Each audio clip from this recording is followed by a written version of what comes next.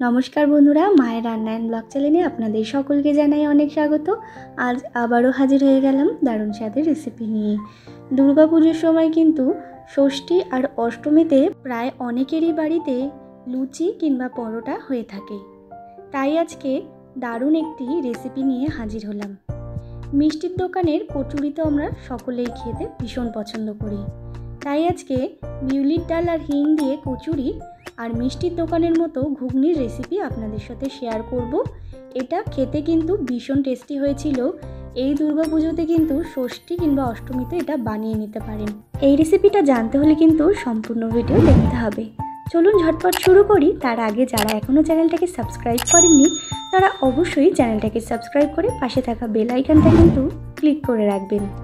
তো এখানে প্রথমেই আমি নিয়েছি ছোলার ডাল আর নিয়েছি মটরটাকে কিন্তু আমি 2 ঘন্টা আগে ভিজিয়ে রেখেছিলাম, একটু ফুলেও গেছে।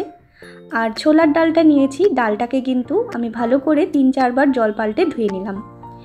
এরপরে একটা প্রেসার কুকার নিয়ে তার মধ্যে ছোলার ডালগুলো দিয়ে দিচ্ছি, তারপরে ভেজানো মটরগুলোও কিন্তু দিয়ে দিচ্ছি। এরপর দিয়ে দিলাম আমি কয়েকটা কাঁচা লঙ্কা, হলুদ গুঁড়ো, লবণ আর একটু সাদা তেলটা এই কারণেই দিলাম, যখন এটা সেদ্ধ হবে তখন কিন্তু উপর দিয়ে অনেকটা পরিমাণ জল বেরিয়ে আসে। এই সাদা তেলটা দিলে কিন্তু কখনোই জলটা বেরিয়ে আসে না। পরিমাণ মতো জল দিয়ে আমি কিন্তু 3টে সিটি দিয়ে নিয়েছি। তো দেখুন, আমি সিটি দিয়েই একবারে আপনাদের দেখালাম। দেখে বুঝতেই পাচ্ছেন কতটা সুন্দর এটা সেদ্ধ হয়ে গেছে। খুব বেশি গলেও যায়নি, আবার খুব সুন্দর সেদ্ধও হয়েছে। এরপরে সরাসরি গ্যাসে একটা কড়াই বসিয়ে তার মধ্যে দিয়ে দিলাম পরিমাণ মতো সর্ষের তেল। তেলটা গরমও হয়ে গেছে। এরপর আমি দিয়ে দিলাম 5 ফোড়ন আর দিয়ে দিলাম একটু হিং। এরপরে ফোড়নটাকে কিন্তু একটু ভেজে নিতে হবে। ফোড়নটা ওই 2 সেকেন্ড মতো একটুখানি ভেজে নেওয়ার পরে এখানে দিয়ে দিচ্ছি আদা আর কাঁচা লঙ্কা। আমি আদা আর কাঁচা লঙ্কাটা থেতো করে রেখেছিলাম, সেটাই দিয়ে দিলাম।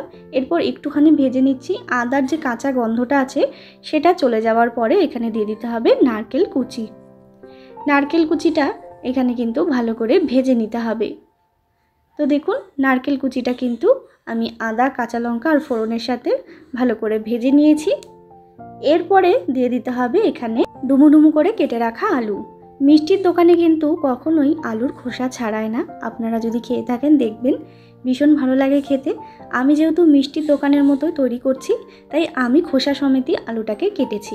তারপর সামান্য লবণ দিয়ে আলুটাকে একটু ভেজে নিতে হবে, প্রায় 5 থেকে 7 মিনিট মতো।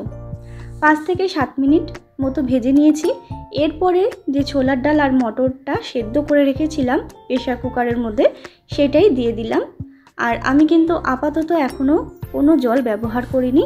এরপর একটু মিশিয়ে নিয়েছি ওই 10 মিনিটের মতো।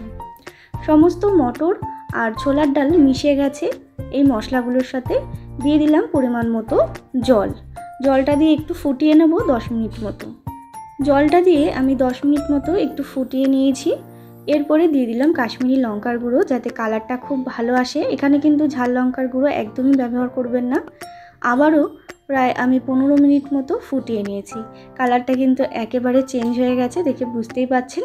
দিয়ে দিলাম 1 চামচ মতো ঘি আর 1 চামচ মতো গরম মশলার গুঁড়ো। ব্যাস, আর কিন্তু কিচ্ছু দেওয়ার নেই। আবারও 5 মিনিট মতো ফুটিয়ে নেব, যাতে এই ফ্লেভারটা ভালো মতো চলে আসে এই ঘুগনিটার মধ্যে।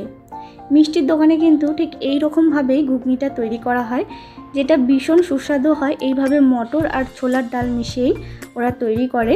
একবার বাড়িতে এইভাবে তৈরি করে দেখুন, ভীষণই সুস্বাদু হবে, একেবারে মিষ্টির দোকানের মতোই। খুবই সহজ একটি রেসিপি। অষ্টমী কিংবা ষষ্ঠীর মধ্যে কিন্তু একদিন এই রেসিপিটা করে দেখুন। বাড়ির বড় থেকে ছোট সকলেই কিন্তু এই রেসিপিটা ভীষণ পছন্দ করবে। এরপরে আমি একটা বাটির মধ্যে সার্ভ করে নিচ্ছি। এরপর আমি আপনাদের কচুরির রেসিপিটা দেখাচ্ছি, কিভাবে তৈরি করলাম কচুরিটা।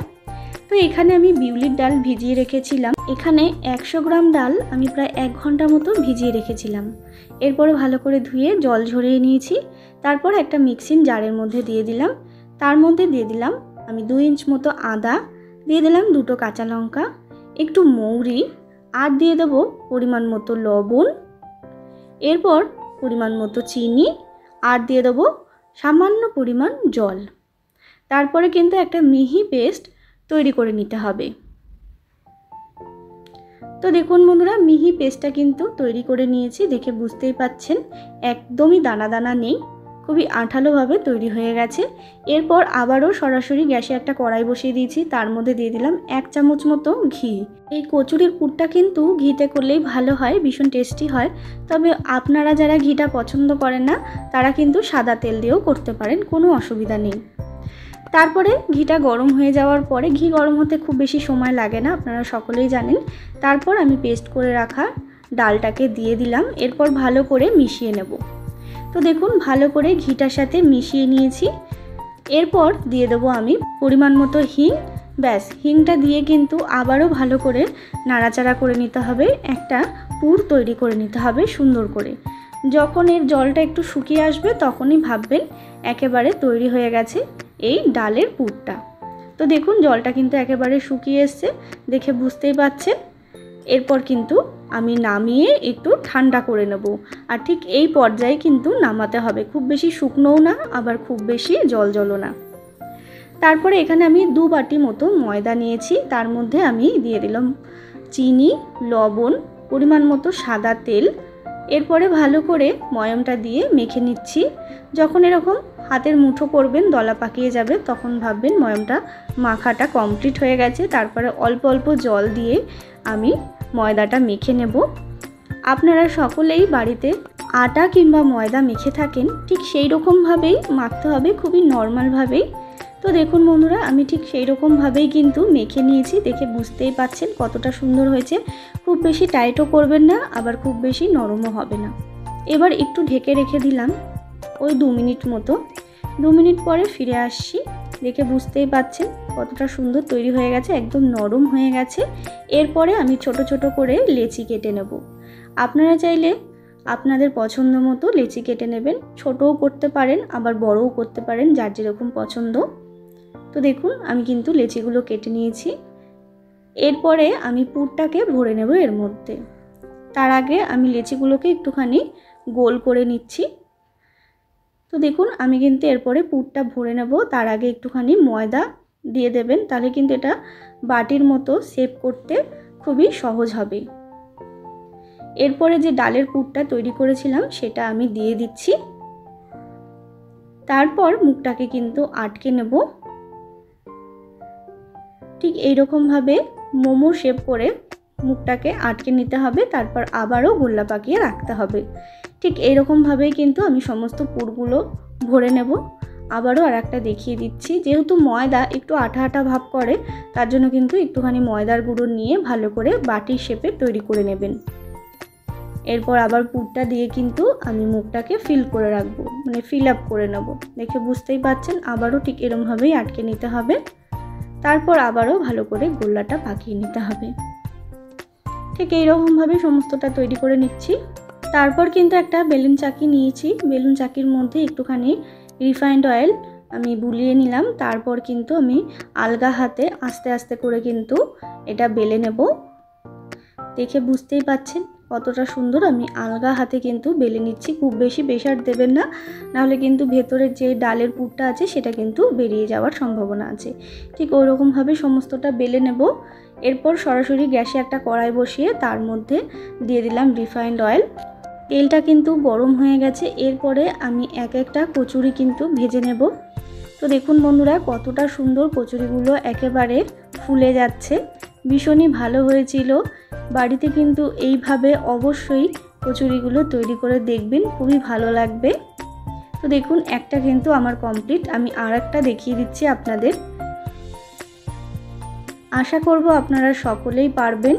বাড়িতে অবশ্যই এইভাবে ষষ্ঠী কিংবা অষ্টমীতে তৈরি করুন এইরকমভাবে বিউলির ডাল আর হিং দিয়ে কচুরি আর মিষ্টির দোকানের মতো ঘুগনির রেসিপিটা বাচ্চা থেকে বড় সকলেই কিন্তু ভীষণ পছন্দ করবেন।